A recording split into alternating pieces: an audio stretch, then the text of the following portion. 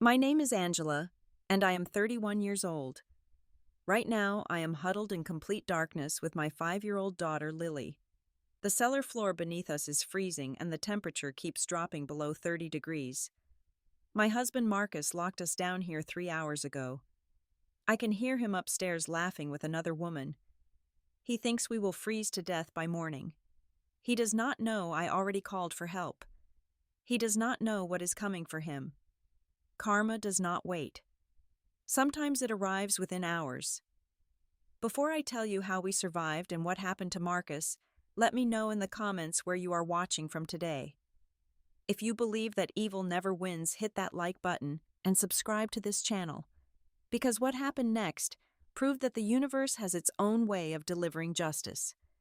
Trust me, you will want to hear every detail of this story. I need to take you back to the beginning so you can understand how I ended up in that freezing cellar with my little girl. My story starts in a small town in upstate New York, where I grew up on my family's apple orchard. My parents were hardworking people who never had much money, but they taught me the value of loyalty and honesty. Those lessons shaped who I became, even if they could not protect me from the man I would marry. After high school, I studied nursing at community college. I worked hard, earned my degree, and became a registered nurse. I was proud of myself. I had built something from nothing, and I believed my future was bright. That was when I met Marcus Reynolds. He walked into the hospital where I worked like he owned the place. Marcus was a pharmaceutical sales representative, the kind of man who could charm anyone. He was confident, well-dressed, and had a smile that made you feel like you were the only person in the room. He brought lunch for the nurses every week and remembered everyone's names. But he pursued me specifically. Flowers appeared at my station. Dinner invitations came one after another. Compliments flowed like water. I was 24 years old and had not dated much. I felt swept off my feet by this handsome man who seemed so mature and established. Marcus was 28, and he told me he was ready to settle down. He said he wanted a family, a home, a life with someone who understood the meaning of loyalty. I believed every word. We dated for 1 year before he proposed on my birthday. The wedding was modest because my parents could not afford anything fancy, but it was beautiful. Standing at that altar, I felt like I had won the lottery. A handsome husband, a stable future, everything I had ever dreamed of. The first 3 years of our marriage seemed happy. We bought a small farmhouse outside Rochester that needed some repairs but had so much potential. I fell in love with that property the moment I saw it. There was a big yard, an old barn, and a stone cellar from the 1920s. I imagined raising children there, growing old together, building a life filled with love. Marcus traveled frequently for work, sometimes gone for 2 or 3 weeks at a time. I worked part-time at a local clinic because I wanted to be home when we had children. Then, in our 4th year of marriage, I got pregnant. Our daughter Lily was born healthy and beautiful, and I quit my nursing job to be a full-time mother. Everything seemed perfect on the surface. Marcus got promoted to regional manager, and his income increased. We renovated the farmhouse together, installing a new kitchen and updating the bathrooms. I thought we were building our dream life. But something changed after Lily turned 2. Marcus became more distant. I attributed it to work stress and his new responsibilities. I tried to be a supportive wife. I kept the house perfect. I made his favorite meals. I never complained about his long hours or frequent trips. But something felt off, and I could not pinpoint exactly what it was. The red flags multiplied as we entered our 5th year of marriage. Marcus started working late more often, always claiming emergency meetings. His phone was always face down, and he changed his password without telling me.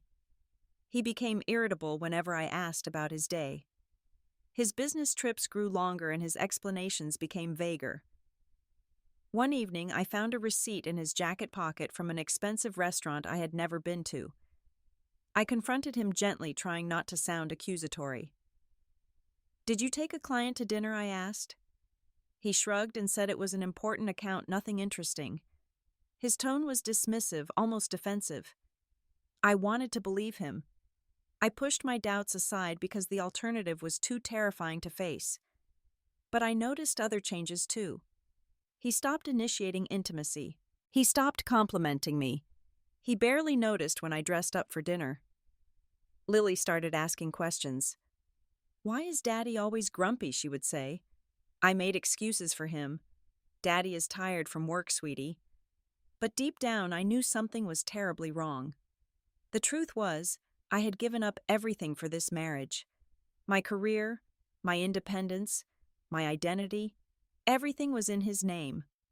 The house, the cars, the bank accounts. If the marriage failed, what would I have? So I stayed quiet. I hoped things would improve. That was my first mistake. The moment I discovered the full truth came in mid-November. Marcus left for what he called a 3-day conference in Chicago. I was cleaning the house when I found his old phone in a drawer. He had recently upgraded and must have forgotten about this one. Curiosity got the better of me. I plugged it in and it still had charge. The phone was not password protected because he had never bothered with the old one. What I found inside shattered my entire world. There were text messages going back 8 months. The woman's name was Crystal. The messages were explicit, filled with photos and plans I could barely stomach reading. She wrote things like, "I cannot wait to be with you full time. When are you going to leave her? I am tired of being your secret." Marcus's responses made my blood run cold. "Soon, baby.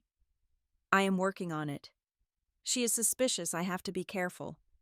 Once I get everything sorted, we will be together." I read through hundreds of messages with shaking hands. The affair had started almost a year ago. Crystal worked at the pharmaceutical company headquarters in Buffalo.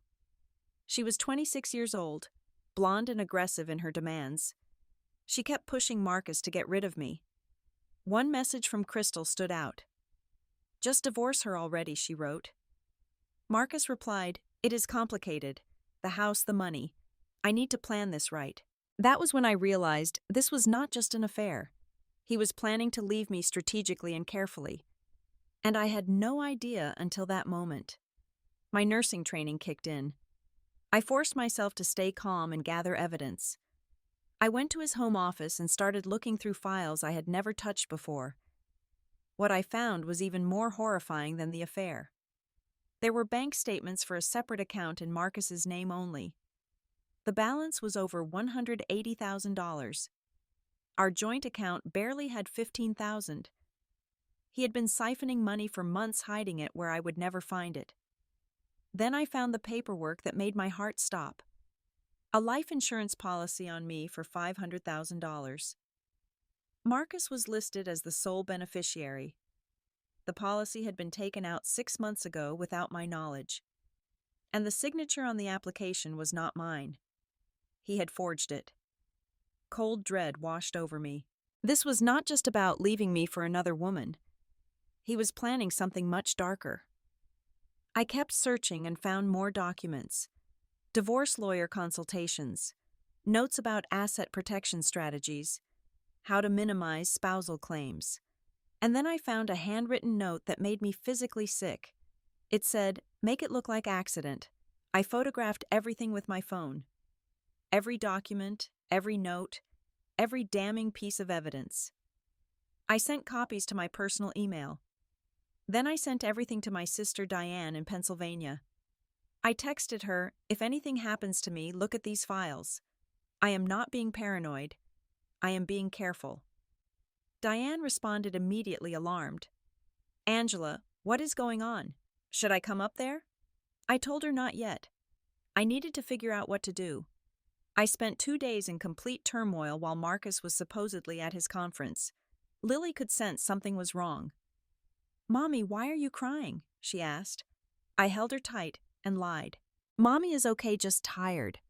But I was not okay. I was terrified. I called my parents and told them an abbreviated version of what I had discovered. My father's voice was firm.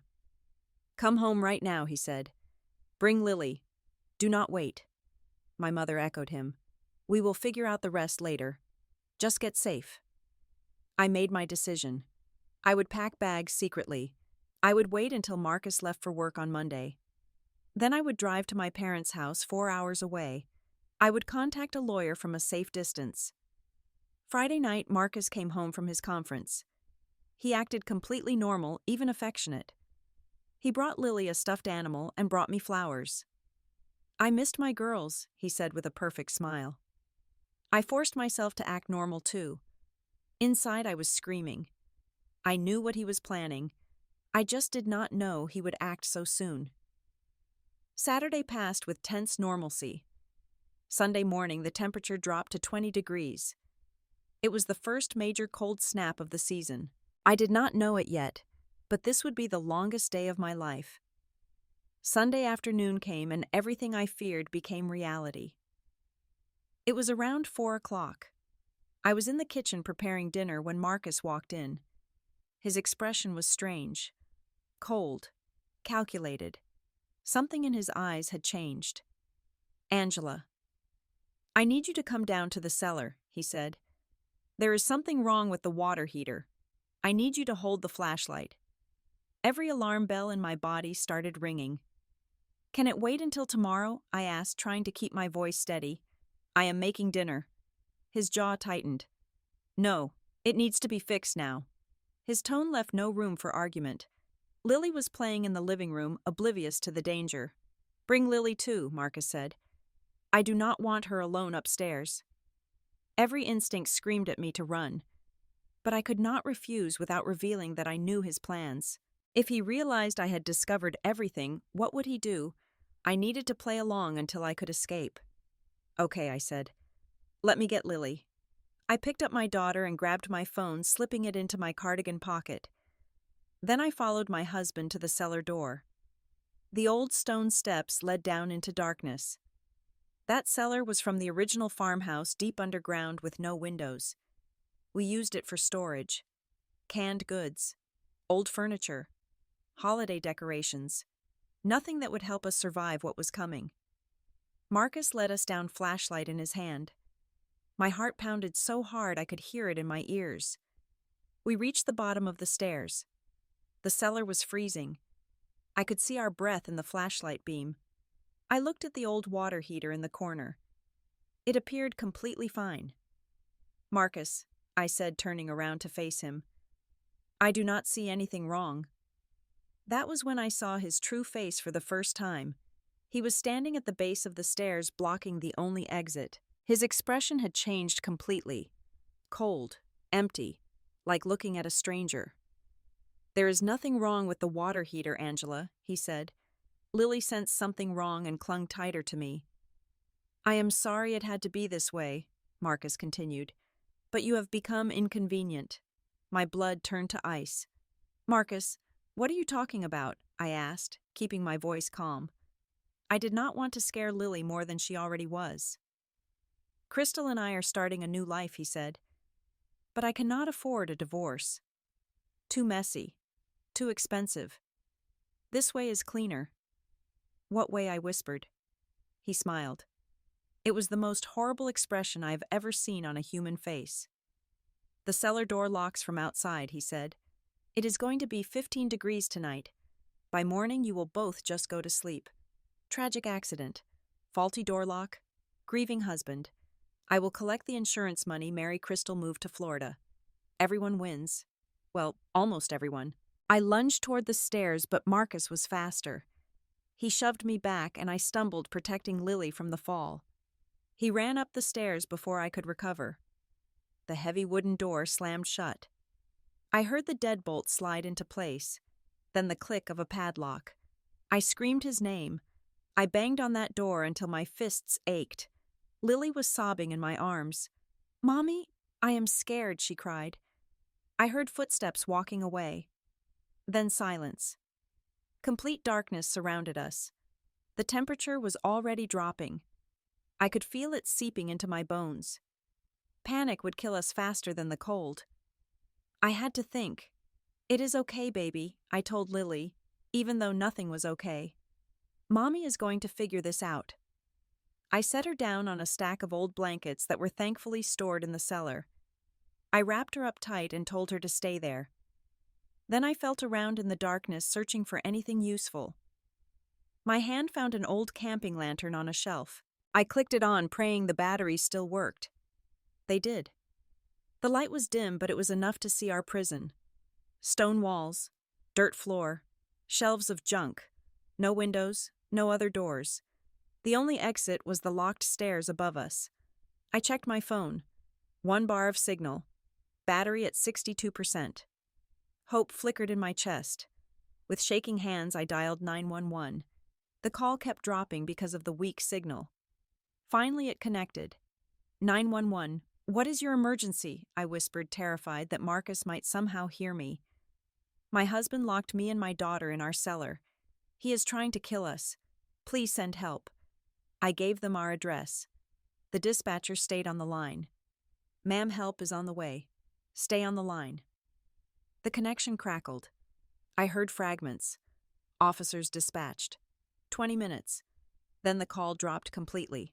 I tried calling back. No signal. I tried texting my sister Diane. Cellar, help, 911. The message showed sending but never confirmed delivery. The phone battery was draining from constantly searching for signal. I looked at my daughter shivering under the blankets. Baby, we are going to play a game, I said. We are going to stay under the blankets and keep warm. Help is coming. I promise. Lily looked at me with her innocent eyes. Is Daddy mad at us? My heart shattered into a million pieces. No, baby. Daddy is sick. Sometimes people get sick in their minds. But we are going to be okay. I crawled under the blankets with her and held her as tight as I could.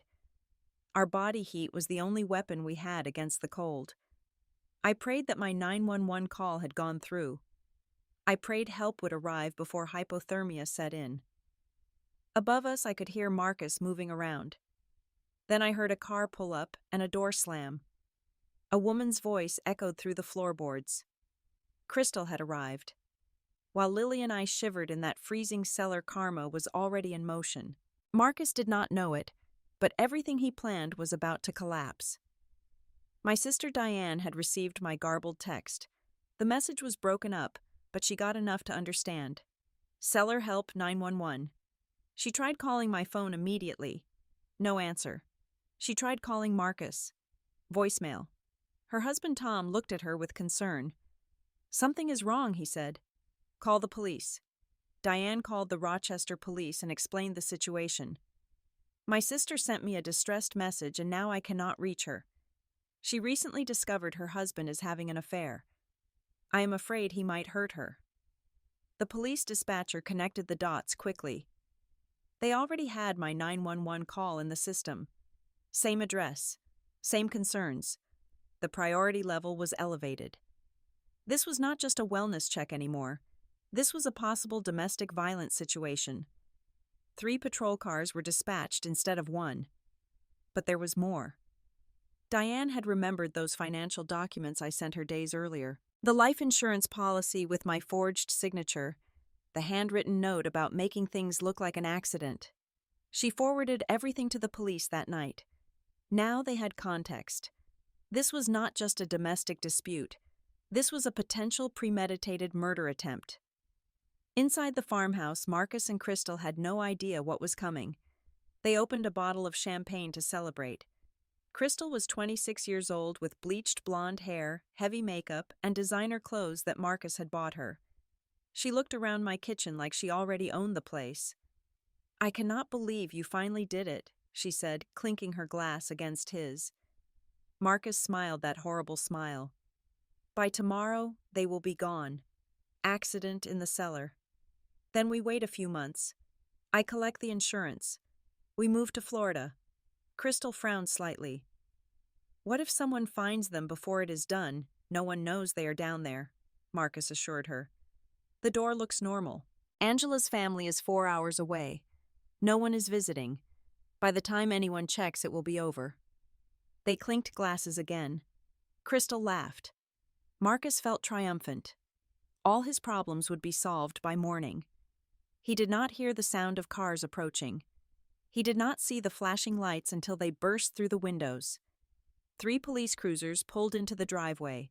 Blue and red lights spun in the darkness. The celebration was over. Marcus froze. The champagne glass slipped from his hand and shattered on the floor. Marcus Crystal's voice was panicked.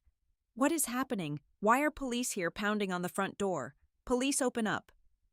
Marcus's face went white. This was not possible. How could they know? Crystal grabbed his arm. "You said no one would know. What did you do?" He did not answer the door right away. He tried to think of an escape plan, but there was none. He was trapped. The police shouted again. "We have a 911 call from this residence. Open the door or we will enter." Marcus turned to Crystal. "Say nothing. Let me handle this." He finally opened the door and tried to appear calm. Officers, there must be some mistake. The lead officer was a woman, Sergeant Patricia Walsh, a 20-year veteran with no tolerance for nonsense. "Sir, we received a distress call from this address," she said. "A woman reported being locked in a cellar." Marcus forced a laugh. "That is ridiculous. It is just me and my friend here. My wife took our daughter to visit her parents." Sergeant Walsh did not smile. "We also received a call from Pennsylvania. Your sister-in-law is very concerned. We need to search the premises." Marcus tried to block the doorway. "You need a warrant." Sergeant Walsh stepped forward. "We have probable cause. A 911 call and evidence of potential harm. Step aside, sir." Marcus had no choice. He stepped back and the officers entered. They began searching the house systematically. One officer walked to the basement door and found it locked with a padlock. "Sergeant, I found something." Sergeant Walsh approached and looked at the padlocked door. "Why is this locked?" Marcus stammered. "Storage. Valuable tools. Security." Sergeant Walsh looked at him with knowing eyes. "Get bolt cutters from the car," she told her officer. The bolt cutters made quick work of the padlock and deadbolt. The door swung open and cold air rushed up from below. "Hello," the officer called down. "Anyone down there?" My voice was weak but clear. "We are here. Please help us." The officers descended the stairs with flashlights. They found Lily and me huddled under blankets, shivering violently. Lily's lips were blue. My fingers were nearly numb. But we were alive. "Ma'am, we have got you," the officer said. "You are safe now." Paramedics were called immediately. The officers helped us up the stairs, and I emerged into the kitchen with Lily in my arms. What I saw made everything worth it. Marcus was standing there with handcuffs being placed on his wrists. His face showed pure disbelief. His perfect plan had been destroyed in less than 3 hours. Crystal sat on the couch, mascara running down her face, being questioned by a female officer. I looked Marcus directly in the eyes. No words were necessary. He knew I had beaten him. Sergeant Walsh came to my side. "Ma'am, you and your daughter need medical attention. But I need you to know that this man is being arrested. Attempted murder. You are safe now." I finally allowed myself to cry. I held Lily tighter than I had ever held her before. We were alive, and Marcus was going to pay for what he did. The paramedics rushed Lily and me to Rochester General Hospital. We were both treated for mild hypothermia, but thankfully there was no lasting damage.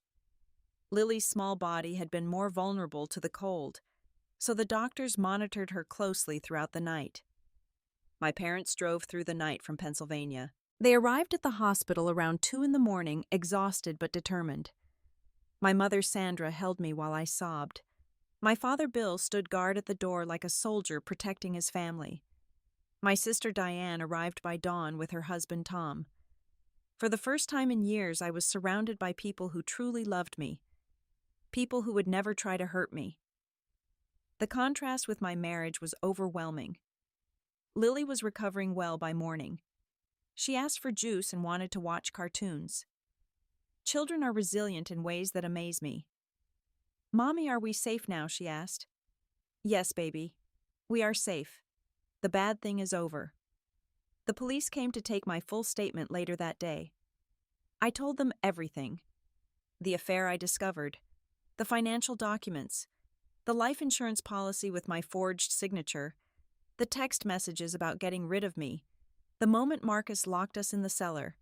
his exact words about the cold killing us. Detective James Rodriguez listened carefully and took detailed notes. He was 42 years old, serious and thorough. Mrs. Reynolds. You gathered crucial evidence before this happened, he said. That forged insurance document alone is felony fraud. Combined with tonight's events, he is facing very serious charges. I asked about Crystal. What about the woman? Detective Rodriguez almost smiled. We are interviewing her now. She is talking. Back at the police station, Crystal was singing like a canary. She was desperate to save herself and threw Marcus under the bus immediately. I did not know he was going to hurt them, she claimed. He told me he was getting divorced. I just came over for dinner. I did not know about the cellar. The detectives knew she was lying about some things. Her text messages showed she knew about the plan. But she claimed she thought plan meant divorce proceedings.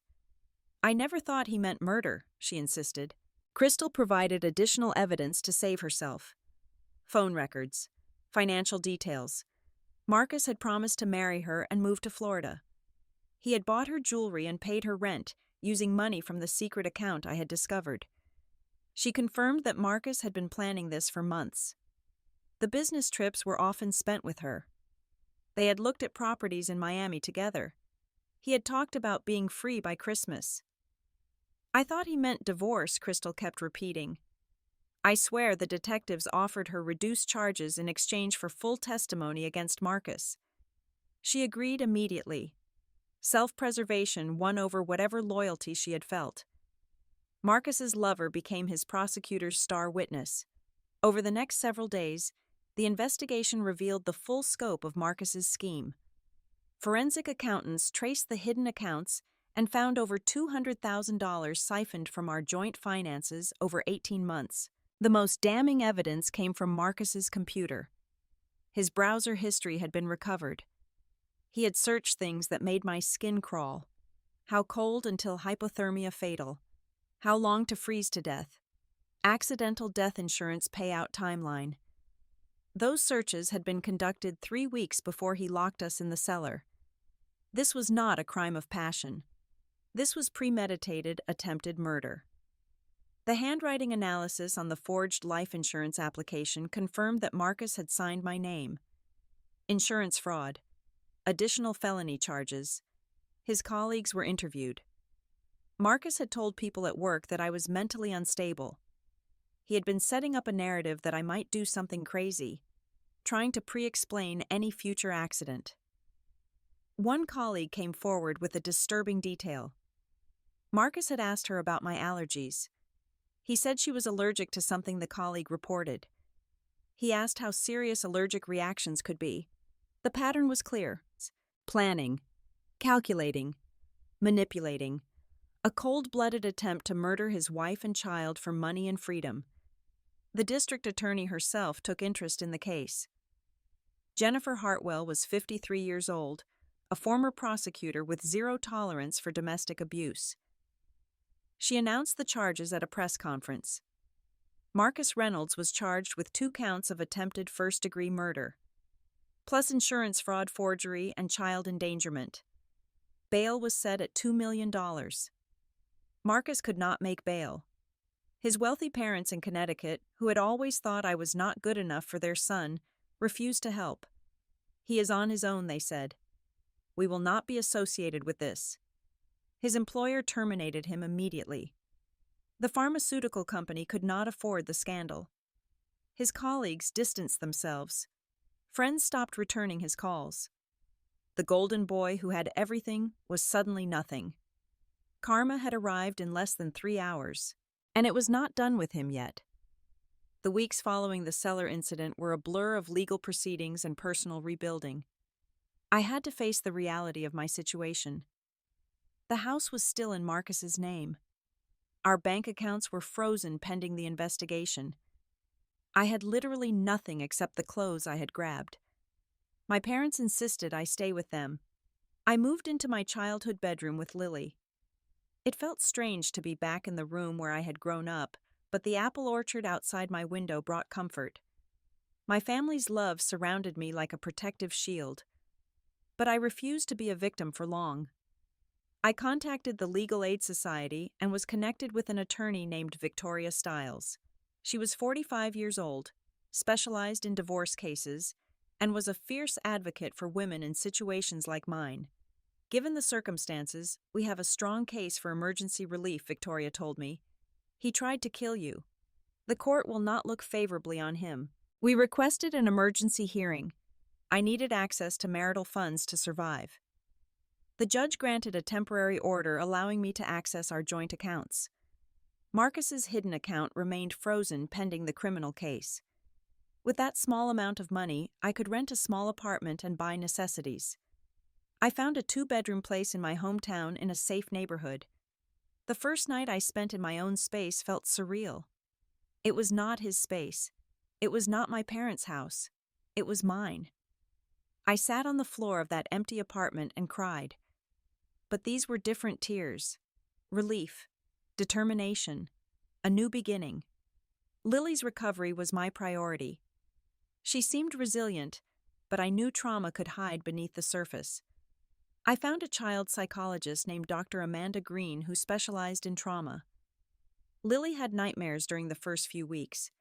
She dreamed of dark spaces and being cold. Dr. Green worked with her gently through play therapy. I attended parenting sessions to learn how to support my daughter through this. I made a decision early on. I would never speak badly about Marcus in front of Lily. Even though every instinct wanted to scream about what he did, I kept my feelings private. Lily asked about him once. "Where is Daddy?" I took a deep breath. Daddy did something wrong and he is in a very long time out. What he did was very bad. But you did not do anything wrong and Mommy loves you. A simple explanation for a 5-year-old mind. The full truth could come later when she was old enough to understand. Lily gradually improved. The nightmares decreased. Her smiles returned. My mother helped with childcare while I worked on getting my life back together.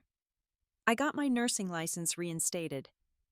It had lapsed during my marriage because Marcus had convinced me I did not need to work. I found a part-time position at a local clinic. The work was familiar. The colleagues were kind and the schedule was flexible enough for a single mother. Slowly, I was building the foundation of a new life. The divorce proceedings moved forward separately from the criminal case. Given the attempted murder charges, Marcus had no leverage. His assets would likely be seized for restitution anyway. Victoria pushed for maximum compensation. The house, the retirement accounts, all recoverable funds. Marcus's attorney tried to negotiate from jail. My client disputes the characterization of events, he said. He is willing to agree to a fair division in exchange for dropping certain claims. Victoria's response was swift and devastating. Your client tried to murder his wife and child. There is no negotiation. We are taking everything the law allows, and we are filing a civil suit for damages separately. We pursued every legal avenue available. Intentional infliction of emotional distress, assault, medical expenses. Marcus would pay for what he did. The divorce was finalized 4 months after the Cellar incident. I received the house, all retirement accounts, the car, and full custody of Lily. Marcus retained nothing but his prison jumpsuit and mounting legal fees. I sold the farmhouse within 2 months. I could not live there. The cellar where he tried to kill us was still beneath those floors. The house sold for $320,000. I paid off debts and put the rest in savings for Lily's future. Then I bought a modest house near my parents. 3 bedrooms, a nice backyard, a good school district. Nothing fancy, but it was mine. The criminal trial began 8 months after the Cellar incident. District Attorney Hartwell prosecuted the case personally. The courtroom was packed with media domestic violence advocates and curious members of the public. I testified for 6 hours over 2 days. I recounted everything. The marriage, the discovery of the affair, the financial documents, the cellar. I stayed composed even when the defense attorney tried to attack my credibility. Is it not true you were planning to leave your husband? He demanded. Yes, I replied calmly. Because I discovered he was planning to kill me. Is it not true you could have escaped the cellar if you really tried? I looked at him steadily. The door was dead-bolted and padlocked. In what reality could I escape? The defense strategy failed miserably. Crystal testified against Marcus as part of her immunity deal. She confirmed the affair in his statements about getting rid of me. He said they would freeze, and no one would know she testified through tears. He said it would look like an accident. The police officers who rescued us took the stand. Sergeant Walsh described finding Lily and me nearly hypothermic. Another hour in that cellar and we would have been recovering bodies, she said. Medical experts testified about the dangers of hypothermia. Computer experts presented Marcus's browser history. How cold until fatal hypothermia. Entered 3 weeks before the incident. The prosecution rested with overwhelming evidence. The defense called character witnesses, former colleagues, college friends. They all testified that Marcus was a good guy who must have snapped, but none of them knew the real Marcus, the calculating, planning would-be murderer.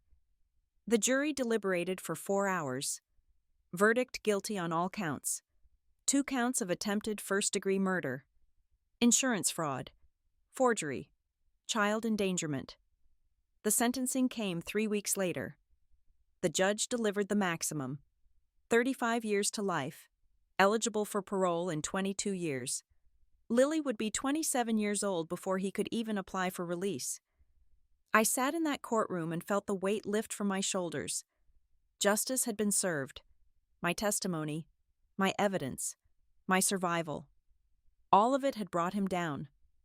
I was not just a victim. I was the reason he would pay for what he did. 1 year after the cellar night, I sat in my living room while Lily slept peacefully upstairs. A fire crackled in the fireplace. The house was warm and safe and completely mine. I reflected on everything that had changed in 12 months. From nearly freezing to death in a cellar to sitting in my own home employed independent alive. The journey had not been easy. Nightmares plagued me for months.